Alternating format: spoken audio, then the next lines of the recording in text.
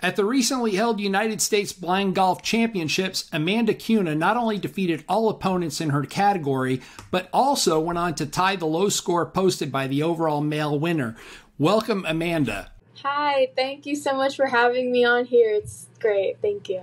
You know, Amanda, I've watched a little bit of golf in my life, and, what a tough game. I mean, now go ahead and throw in visual impairment. Boy, I just look at it, and there's so many possible, equations that come into the mix. Why did you pick this sport to continue on in? Oh my gosh. I would say for me, it's always been a sport that's been there for me. I've had many surgeries done in the past, and I've taken breaks, but for some reason, like golf, it keeps drawing me back into the sport and on the course, being out there. I don't know, something about it. It's just kind of, this is contradicting, but it's both relaxing and it's very intimidating at the same time. For me, I love the competition, so I always am obsessed with always going to the range and like trying to improve more than I have the last time I was out on the course. When you break the game of golf down into some of its primary basics, you've got the drive, which can go left or right. You can slice it, you can pull it. You've got the approach shot, and then you've got the greens where you have to putt. So when you break this down and look at it, which aspect of that game is most difficult for you with the sighted issue, and why? I would say it's got to be the approach shots, because I could drive a ball like 200 yards, and for the most part, hopefully it'll go straight if I have my technique down. For putting is my most independent area on the course. But iron shots and hitting onto the green is probably the hardest, because I have to accurately align myself to where I want to land the ball. And that relies on a lot of trust with whoever is guiding me on where to hit. And it's a very challenging set of circumstances where I could hit over the green, I could overshoot it and accidentally roll off of it and then have to chip on, which is a whole nother set of things. And then I'd also have, yeah. No, exactly. And I don't mean to jump in, but, I did some reading on you, and some of what you were talking about was, two primary techniques. One, which is, you said, reliance on muscle memory for each shot, and also your dad, who does some caddying for you. So he has to give you a pretty good perspective in terms of, direction of shot, how far the shot is. So are those the two primary things that you rely on for the success of your game? Definitely. The reliance of whoever is spotting me. For tournaments, it's mostly my dad. But for just going out on the course and playing 18 holes with like my friends or my coaches, making sure that the yardage of where I want to land it is not the yardage where it may roll off. And then that is from maybe 180 to 40 yards within that gap. I'd have to make sure that all of the facts are accurate.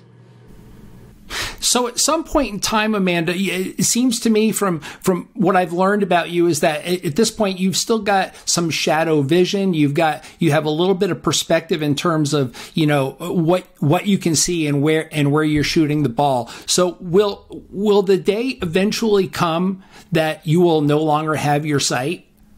That's a hard question. For right now, what my vision field is that I have peripheral but no central. So for example, if I'm out on the course and I'm looking down from the fairway, I don't even see the green, or I have a general idea of where it is just based on context clues of where the fairway is kind of headed. Dog legs are where it gets kind of tricky. If it goes left or right, that's where I rely on someone external. But for my vision wise, I'm able to see all of the surrounding trees around me, as well as just larger objects such as like trees in the back of the green. So I'll ask them, should I aim to the taller tree or the shorter tree?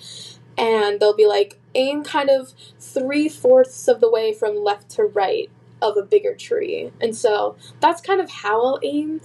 But regards to losing my vision, I know it's a progressive vision loss, and so I've kind of already prepared myself for that eventual outcome.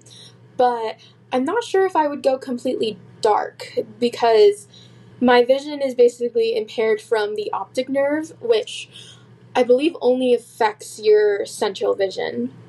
So at the most, I'll lose majority of the vision that's kind of directly ahead of me, but I'll still have peripheral to see out of.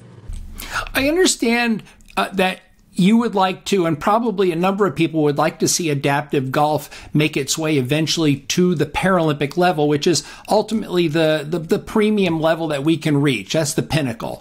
So, with some of the sports, with running, you can see that the runners run with, guides with tethers. On the cycles, they're using the pilots to, guide the bikes. And with skiing, there's voice boxes on the back of the guides, directing them through the gates, left, right. So ultimately, when it comes down to seeing the future of golfing, especially for, say, the sight impaired golfer, how do you see that taking place?